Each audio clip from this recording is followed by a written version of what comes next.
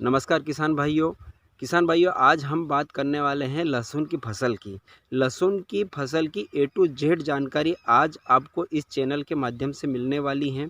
अगर जो आपको वीडियो अच्छा लगे तो वीडियो को लाइक और चैनल को सब्सक्राइब ज़रूर कीजिए। किसान भाइयों जब हम लहसुन की बुआई करते हैं तो हमें किन किन बातों का ध्यान रखना चाहिए, हमें खेत की जुताई कैसे करना चाहिए, उनमें कौन सा उर्वरक डालना चाहिए, समय समय पर कीट नियंत्रण के लिए कौन कौन सा कीटनाशक का उपयोग करना है, इन सभी विषयों पर हम चर्चा करने वाले हैं इस वीडियो में आज। तो किसान भाइयों सबसे पहले बात आती है हमें खेत की तैयारी कैसे करना है। तो किसान भाइयों जब हम लहसुन का एक उचित समय होता है बुआई करने का, सितंबर से लगाकर अक्टूबर 15 अक्टूबर तक हम लहसुन की बुआई कर सकते हैं। उस समय जब हम लहसुन की बुआई करते हैं तो उसमें एक समय बहुत ही अच्छा समय होता है।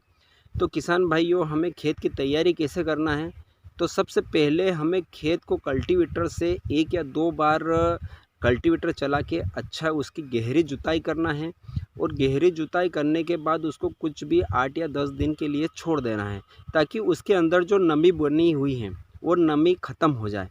क्योंकि लहसुन की जो फसल होती है किसान भाइयों, उसमें हमें अगर जो हम जैसे कि ज़मीन गीली हो और लहसुन की बुआई करते हैं तो उसमें लहसुन के ऊपर फंगस का अटैक ज़्यादा होता है। इसलिए हमें खेत को पूरी तरह सुखा लेना है 2 या 3 बार। अगर जो 3 बार भी अगर जो आपको पंजा या कल्टीवेटर चलाना पड़े तो कल्टीवेटर चला के उसको अच्छा सुखा ले। सुखाने के बाद में अगर जो आपके पास पकी हुई गोबर की खाद हो तो 1 एकड़ में कम से कम 2 ट्राली गोबर की खाद डालना है और 1 एकड़ में उसी के साथ में हमें 4 बोरी सिंगल सुपर फास्फेट मिलाना है। मिलाने के बाद में उसकी फिर रोटावेटर से उसका अच्छा मुलायम कर दें। रोटावेटर चलाने के बाद जब हमारा खेत अब बनकर पूरी तरह तैयार हो चुका है, उसके बाद में हमें क्या करना है कि लहसुन की चयन करना है कि हमें कौन सी क्वालिटी की लहसुन बोना है। तो किसान भाइयों 3-4 वेराइटियाँ ऐसी ही है जो अधिक उत्पादन देने वाली हैं। तो वो कम से कम 4 या 5 महीने में पककर तैयार होती हैं। तो सबसे पहली वैरायटी हमारी आती है जो अधिक उत्पादन देती है, जो ऊटी लहसुन होती है। ऊटी लहसुन जो कि 5 या 5.5 या 6 महीने करीब कहीं 6 महीने भी ले लेती हैं, तो पककर तैयार हो जाती है, वो अधिक उत्पादन देती हैं। तो उसमें एक कमी यह है कि उसे हम लंबे समय तक भंडारण करके नहीं रख सकते।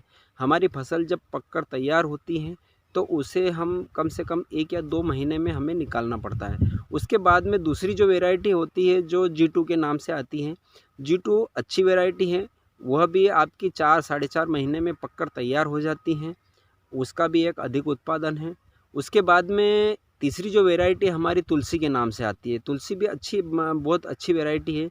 उसके बाद में चौथी जो वैरायटी आती है जो विदिशा के नाम से आती है, जिसका मार्केट में एक अच्छा रेट भी हमें मिलता है, क्योंकि उसकी जो वाइटनेस होता है और उसका जो कंद का जो आकार होता है, जो मोटा होता है, उसका भी बहुत अच्छा मार्केट में अच्छा भाव मिलता है। तो ये 3-4 वैरायटियाँ होती हैं जो कि एक अच्छा उत्पादन देती है।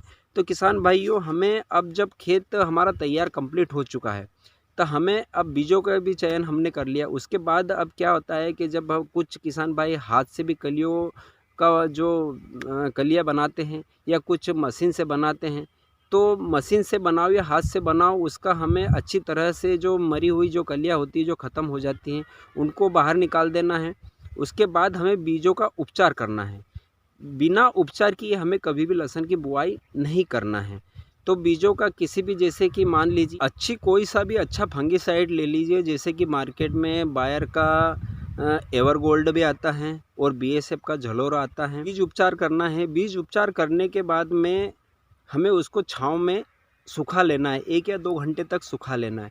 सुखाने के बाद में किसान भाई, जो कुछ किसान भाई हमारे हाथ से भी लहसुन की छुपाई करते हैं और कुछ किसान भाई हमारी जैसे सीडील से भी बोते हैं। तो हमें सीडील से बोने में कम से कम 4 से 4.5 क्विंटल प्रति एकड़ के हिसाब से लहसुन लगती हैं। और अगर जो हम हाथ से बुआई करते हैं तो करीब 50 किलो का अंतर आता है, 40-50 किलो कम लगती हैं। तो किसान भाइयों हमें छुपाई करते समय एक बात का ध्यान रखना है, हमें लहसुन से लहसुन की जो दूरी होती है वो 3 इंच की रखनी है। और जो लाइन से लाइन की दूरी होती है, लहसुन की जो कतार से कतार की दूरी होती है, वह कम से कम 4 से 4.5 या 5 इंच की रखनी है, इससे ज़्यादा हमें नहीं रखना है।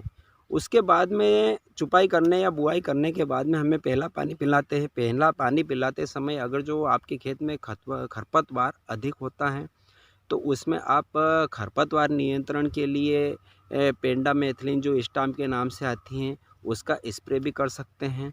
वो उसका वीडियो भी मैंने बना रखा है, आप मेरे वीडियो पे जाकर देख सकते हैं कितनी मात्रा लेनी है, कैसे उसका स्प्रे करना है। उसके बाद में जब हमारी लहसुन 25 से 30 दिन की हो जाती हैं, उस अवधि में भी अगर जो आपके खेत में खरपतवार अधिक मात्रा में होते हैं, तो उस समय में भी किसान भाइयों आप खरपतवार नाशक दवाई का उपयोग कर सकते हैं, जैसे कि घोल के नाम से जो आती हैं, जो चौड़ी पत्तियों के सभी खरपतवार को नष्ट कर देती हैं। उसके साथ में टरका सुपर दोनों मिलाकर अगर जो आप स्प्रे करते हैं, तो आपके खेत में चौड़ी पत्ती और संकरी पत्ती दोनों खरपतवार खत्म हो जाएंगे। लेकिन किसान भाइयों, अगर जो आपके खेतों में कम मात्रा में अगर जो खरपतवार हैं, तो आप दवाई का उपयोग नहीं करें तो ही हमारे लिए फ़ायदा है। क्योंकि दवाई का उपयोग हमें तभी इस करना चाहिए जब हम खरपतवार को आसानी से कंट्रोल नहीं कर पाते हैं।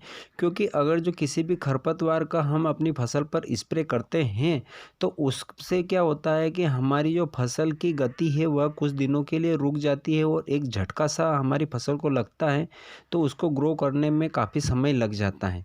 तो इसलिए अगर जो कम मात्रा में आपके खेतों में खरपतवार हो, तो हर्बिसाइड का बिल्कुल भी उपयोग न करें। उसके बाद किसान भाइयों, जब हमारी फसल 30 दिन की हो जाती है, उस समय हमें कुछ खाद और कुछ न्यूट्री किट को एक साथ मिलाकर देना पड़ता है।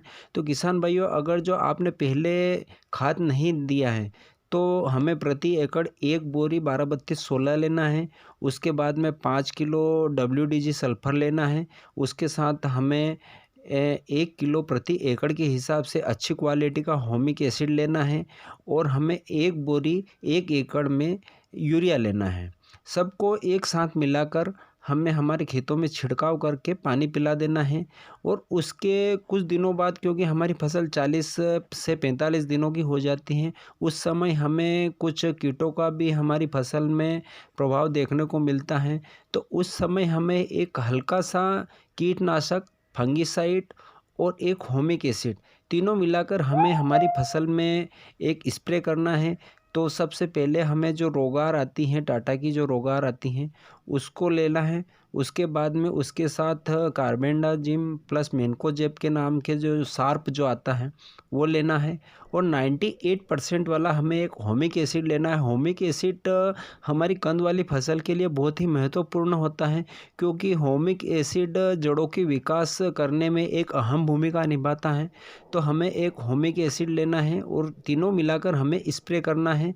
उसके बाद हमारी फसल जब मान लो कि 50 से 60 दिनों की हो जाती है, और उस समय 60 दिनों में भी हमें एक दूसरा स्प्रे कर देना है।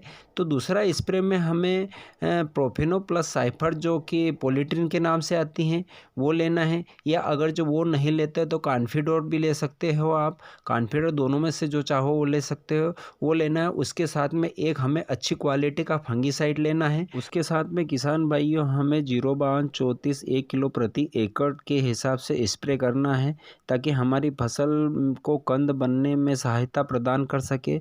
और उसके बाद किसान भाइयों, जब हमारी फसल 60 दिन पार हो चुकी हो, तो उस समय क्या है कि थ्रिप्स आने की संभावना अधिक रहती है।